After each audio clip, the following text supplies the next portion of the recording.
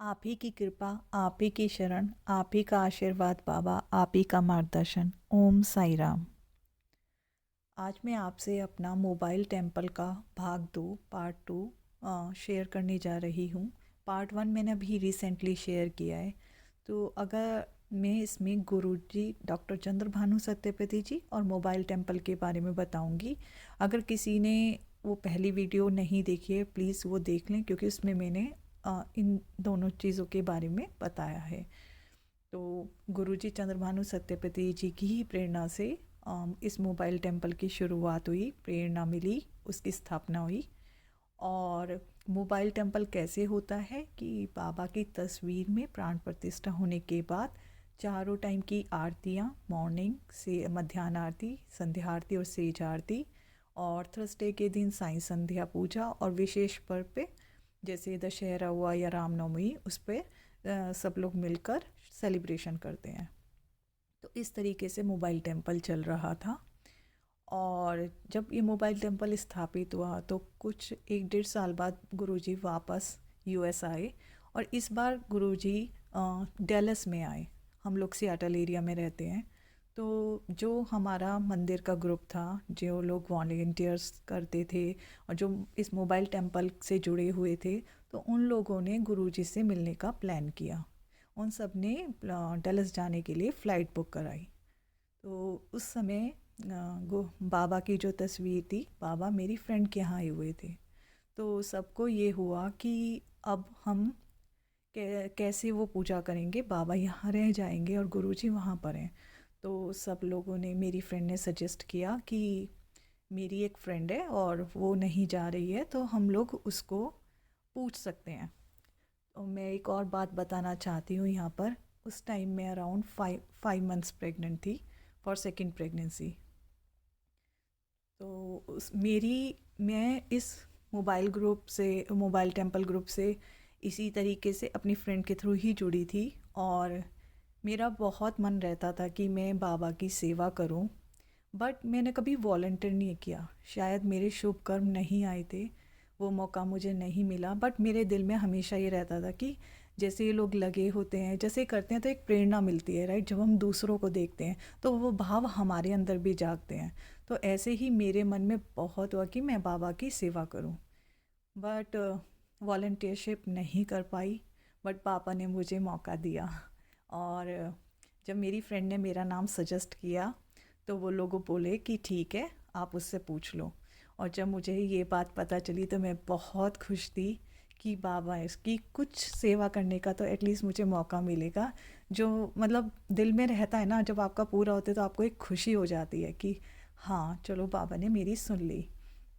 तो इसी तरीके से वो मुझे मौका मिला। और जैसे कि वो लोग अगले दिन निकलने वाले थे, तो उससे पहली रात को ही मुझे एक सपना आया। और उस सपने में गुरुजी और शिरडी साईं बाबा के मुझे दर्शन हुए। तो सपने में कैसे चल रहा था, सब लोग जितने भी मोबाइल टेम्पल से जुड़े लोग हैं, सब लोग इधर से उधर भाग रहे हैं, खाना पैक कर रहे हैं, सब लोग तैयारी में जाने की। और बहुत सारे लोग हैं। तो मैं भी खाना बना रही हूँ, सबका पैक कर रही हूँ कि सबको निकलना है। तो कुछ ही देर में गुरुजी और शिरडी साईं बाबा सामने से आते हैं। और गुरुजी आकर बोलते हैं कि बोलो तुम्हारी क्या विश है। और फिर मैं सडन में एकदम बोलती हूँ कि गुरुजी मुझे तो मेरी 2 विशेस हैं। और वो बोलते हैं कि बोलो। तो मैं बोलती हूँ कि मेरी फर्स्ट विश है कि मेरा परिवार पूरा हो जाए। मेरे पास एक बेटी है और अब मैं 5 मंथ प्रेग्नेंट हूँ, तो मेरे को सेकंड बेबी बॉय हो जाए। और एक और विश मांगती हूँ, वो इन फ्यूचर जब पूरी होगी तो मैं आपसे इन्हीं वीडियोस के द्वारा शेयर करूँगी। सो गुरु जी कहते हैं कि जाओ तुम्हारी दोनों विश पूरी हो जाएंगी। और मैं एक और बात कहना चाहती हूँ कि जब बाबा आते हैं तो साईं बाबा का वही स्वरूप था, वही जिस स्वरूप में उन्होंने यहाँ अवतार लिया था, बिल्कुल वैसा ही कद, वही कपड़े, एकदम मतलब आपको जो दर्शन होते हैं ना, जो आपको वो जो अनुभूति होती है, वो उस दर्शन से मतलब गुरु जी और बाबा का साथ में आना, ये बहुत बड़ी ब्लेसिंग थी मेरे लिए। और बाबा का वो दर्शन और मेरी और मैंने तो सोचा भी नहीं था कि अल्लाह लाइक ऐसे कभी सोचा ही, और एकदम से तुम्हें सेवा मिलना, और सेवा के बाद गुरुजी ने विशेष पूछी और उनको ब्लेस किया, मुझे ब्लेस किया देकर। तो ये मेरे लिए बहुत बड़ी कृपा थी। और अगले दिन से जब मेरे सारे फ्रेंड्स चले गए तो मैंने बाबा की सेवा शुरू की, और वो 2 दिन बहुत ही सुंदर निकले। बहुत ही, कहते हैं ना, आप उस टाइम में प्रेग्नेंट और आपके अंदर वो पॉजिटिव एनर्जी, बाबा की बाबा के साथ टाइम स्पेंड करने, मतलब आप टाइम स्पेंड कर पा रहे हो, तो कितना एक पॉजिटिव एनवायरनमेंट मिला मुझे उस टाइम पे। मैं ब्लेस हुई, और मैं हमेशा, मतलब ये मेरा बहुत सुंदर अनुभव है जो मेरे दिल के बहुत करीब है। और आपको ये भी बताना चाहूँगी कि आज मेरे पास 6 साल का दूसरा बेटा है, और उसका नाम बाबा ने ही सुझाया था। उसका नाम मैंने साइश रखा था, क्योंकि मेरी बहुत इच्छा थी कि मेरे बच्चे का नाम ऐसा हो, क्योंकि मैं भगवान शिव को और भगवान साईं दोनों को मानती हूँ। और मैं चाहती थी कि ऐसा कुछ नाम हो कि दोनों का आ जाए। और बाबा ने मुझे ऐसा नाम दिया कि साइश का मतलब होता है भगवान शिव और साईं का बच्चा।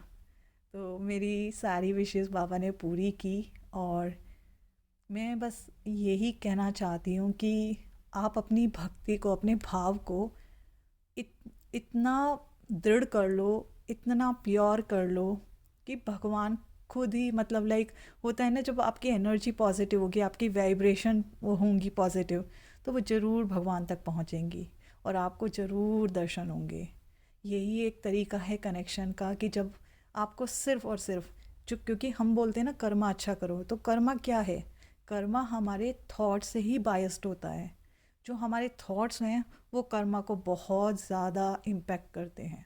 आप अच्छा सोचोगे कर्मा में अच्छा आएगा, बुरा सोचोगे वो वाइब्रेशंस कर्मा में रहेंगी।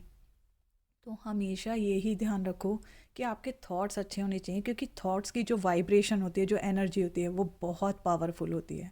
आप अपने थॉट से कुछ भी कर सकते हैं। तो वही है, आप अपने थॉट्स को इस पॉजिटिविटी में लगाओ, अपने थॉट्स को इतना प्योर बना लो, अपने भावों को इतना दृढ़ कर लो कि आपका जो फेथ है अपने गुरु में, अपने भगवान में, इतना दृढ़ हो जाए कि वो ज़रूर आपसे, कहते हैं ना भगवान भक्ति के भूखे होते हैं, तो ज़रूर ज़रूर आपसे मिलेंगे, वो कनेक्शन ज़रूर होगा, वो मार्गदर्शन ज़रूर आपको मिलेगा। और जो आपकी, मैं विश करती हूँ कि आपकी लाइफ में जो भी प्रॉब्लम्स हैं, जो भी दुख हैं, या जो भी आपको मार्गदर्शन चाहिए, वो ईश्वर से ज़रूर आपको मिले, आपके गुरु से आपका कनेक्शन हो, और आपका जीवन आनंद में हो जाए। ओम साई राम।